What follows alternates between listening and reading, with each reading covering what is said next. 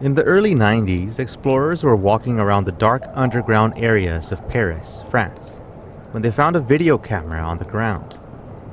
As with any other curious group of people, they took it and analyzed what they found.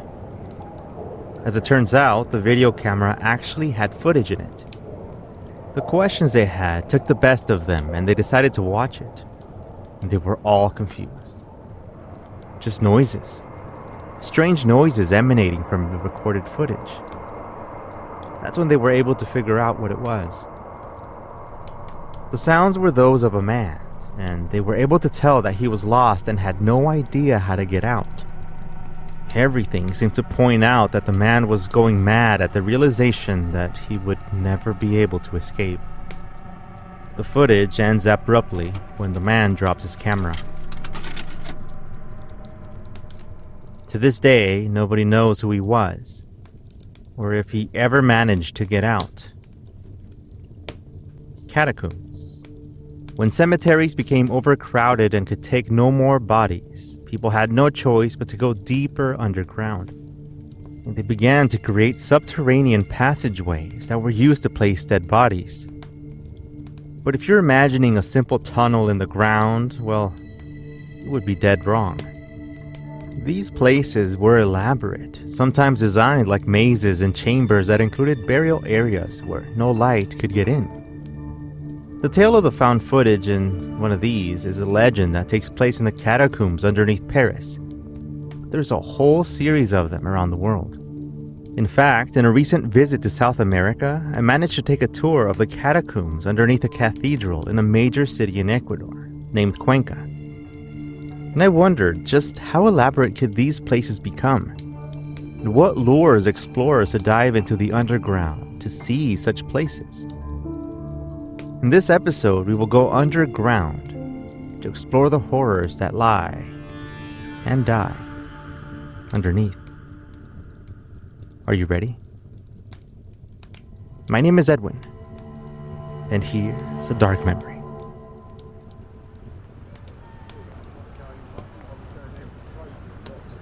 Underneath the busy city of London, England, there are 4 million kilometers of secret tunnels and chambers that have been discovered.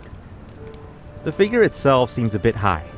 Then we found out that a lot of these were telecommunication lines that were built by the Post Office, or the Ministry of Defense, and British Telecom.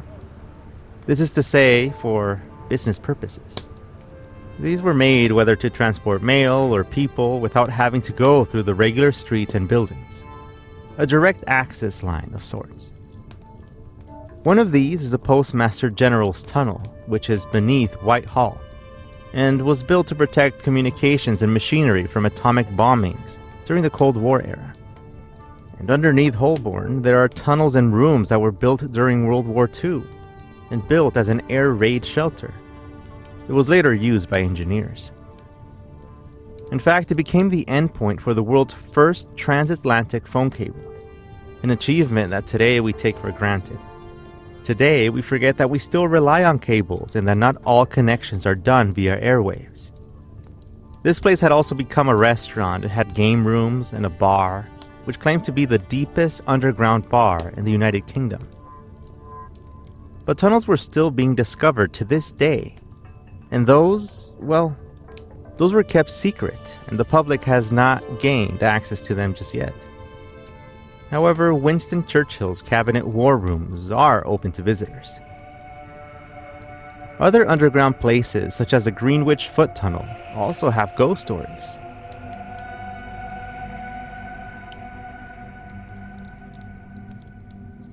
The Greenwich Foot Tunnel crosses beneath River Thames in East London, and it links the Royal Borough of Greenwich with Millwall, London Borough of Tower Hamlets, and it opened in 1902. People have also reported hearing voices, footsteps, and sudden temperature drops when they are alone. For example, there is a story that says that a ghost couple, both dressed in Victorian clothes, holding hands, walking together, they can be seen roaming through its cold, damp, and long paths. The way is surrounded by cracked white tiles as they walk through the dripping water from the many crevices. This exact couple has been reported by witnesses that have walked through it. But the tales of the underground go much deeper and creepier than that. One specific account comes to mind when we think of London's underground Bethnal Green station, located in the same location denoted in its name.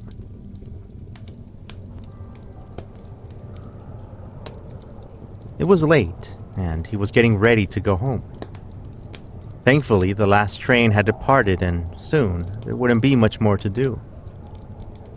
He did his usual rounds, secured the doors, put things back in place, and then went around the area to turn off the lights one by one. Everything was running smoothly. Nothing ever seemed to happen anyway.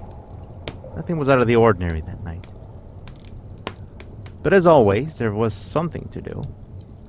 He had forgotten to fill out the last remaining paperwork of the night, putting it off until the end, just like most of us are guilty of doing.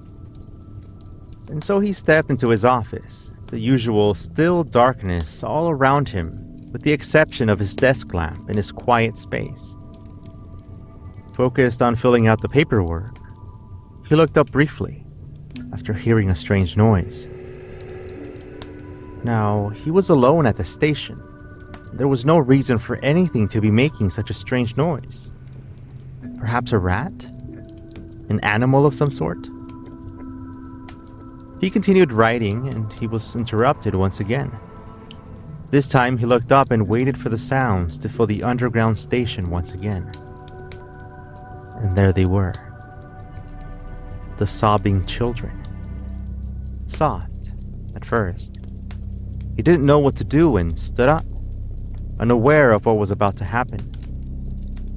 The sound started growing louder, and suddenly the station was filled with female voices and screams. Lots of people panicking, screaming for their lives. For over 10 minutes, he had to endure the sound, stuck in an office by himself at night.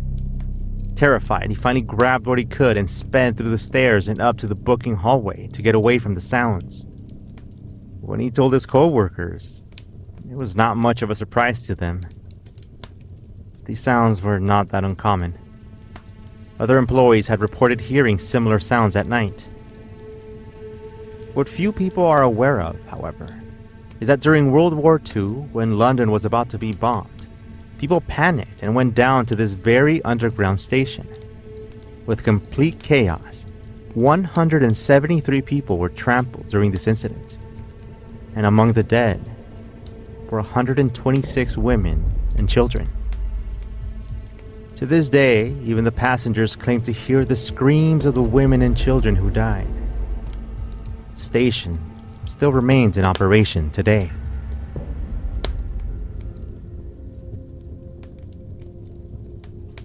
In 2016, a paranormal investigator named Anthony Mark was watching the footage collected from an underground passage known as the Drakelow Tunnels.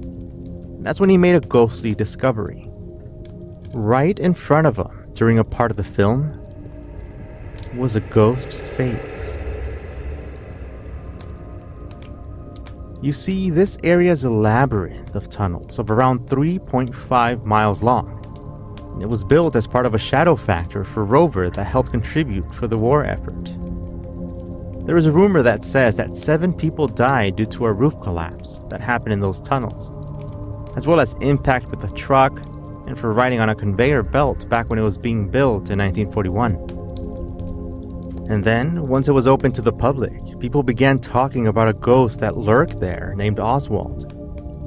A ghost that is playful sometimes, but has been known to be aggressive by shoving and pulling the hair of visitors.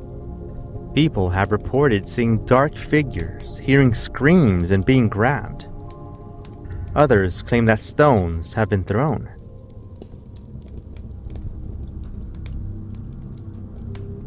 One might be able to safely assume that a city with such a long history would be haunted by ghosts and spirits of the past. But visiting them in their own turf, underground, is really something else. More strange tales in the history of the location where the Hellfire Club had their meetings are up next.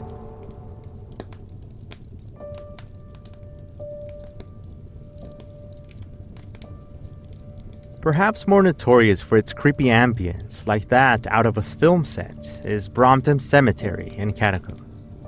Percy Lambert, the first person to drive 100 miles per hour, died in a car crash when his tire burst at Brooklands racetrack in November of 1913, and he is buried there.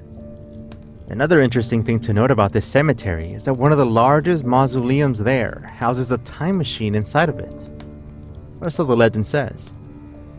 In an entire piece written by David Castleton, he describes just how strange this tomb is and why it has been a source of an enormous amount of urban legends throughout the years.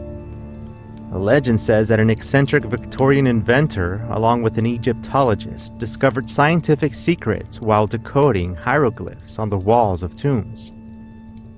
These two people who built a supposed time machine also rest in Brompton Cemetery. Those are inventor Samuel Alfred Warner and Egyptologist Joseph Bonomi. In photographs, you can see that the mausoleum towers over the rest and has a Neo-Egyptian design. As you walk up the steps, you see a huge bronze door with more hieroglyphs, with many scarab beetles in them, which are symbols that mean the defiance of death and time, as well as a tie to the eternal. But another cemetery worth mentioning before we go back underground is Highgate Cemetery in Catacombs that had a vampire scandal that it turned out to be fake. If you were to look up information on the place, you'll see that it attracted a lot of media attention, but all without any merit behind it. The place itself looks pretty creepy though.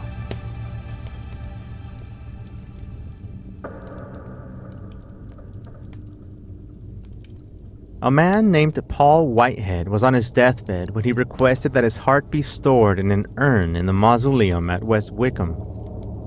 His wishes were followed and his heart was placed to rest at its requested spot. However, out of nowhere, the heart went missing. It was allegedly stolen by an Australian soldier in 1829, and legend says that his ghost now haunts West Wickham caves in search for his heart. In fact, multiple visitors and employees of the place have reported seeing an old-fashioned man wandering around. And then, when he turns to face you, he vanishes into thin air. But as it turns out, Paul Whitehead was a friend of Sir Francis Dashwood, the man behind the notorious Hellfire Caves, the one who excavated a series of tunnels back in the 1700s. From what we gathered, the group was made up of pagans and they held meetings there, in an area dug directly beneath a church. Kind of ironic. It was said that the meetings consisted of pagan rituals and sacrifices, where they drank a lot of alcohol and performed acts perceived as sins by other religious groups.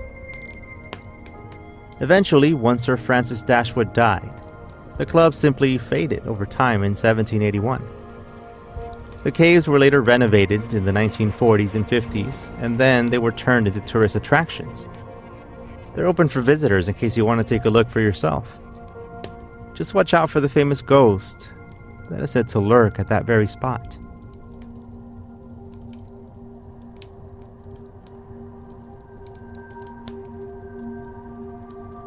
A 16 or 17-year-old barmaid named Suki worked at the George and the Dragon Inn in the late 1700s or early 1800s. She was known for rejecting many men. She had a chance to do so because of her physical beauty. But she had a plan. She was not going to marry just anyone. She wanted to marry into high society. An aristocrat came around one time and they started dating. Late one night, a messenger arrived with a note for her, letting her know that she was to meet him in the caves, wearing her best white dress as a wedding dress. Suki was excited. Her dream was finally about to become true.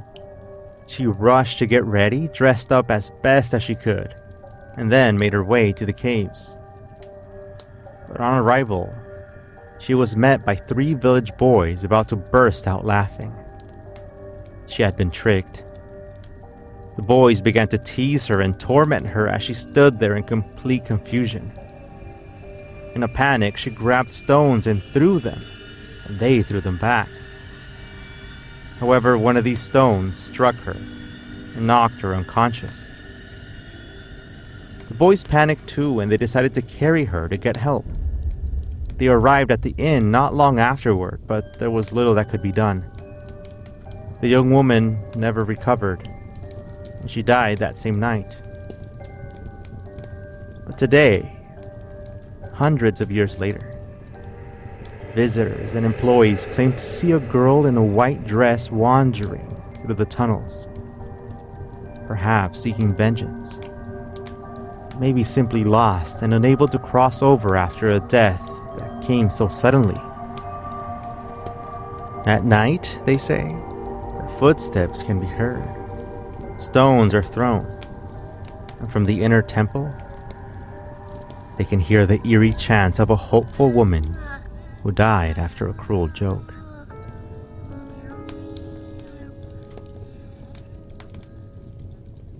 These events all take place in England, but like mentioned in the beginning of this episode, Paris in France is the first place that comes to mind when we think of catacombs, and within good reason. During our research, we found out about the legends that say that the walls begin to speak to you in there, because the bodies were buried in the walls and not given proper resting place. The voices will tell you to go deeper into the maze until you become lost and trapped in the darkness. Such was the story of Philibert Aspert, a doorman at Val de Grace Hospital. He went to grab liquor from the cellar and accidentally entered the catacombs. With only a single candle on him, he tried to find his way out, but he became more and more confused, likely because of the alcohol. But then he became terrified once his candle went out. It would be 11 years later when his body was found by explorers. He was identified by his hospital keyring on his belt. In that same place that he died, he was buried. And written in the tombstone was the story of his unfortunate death. Now, every 3rd of November, his ghost is said to roam the catacombs, still trying to escape.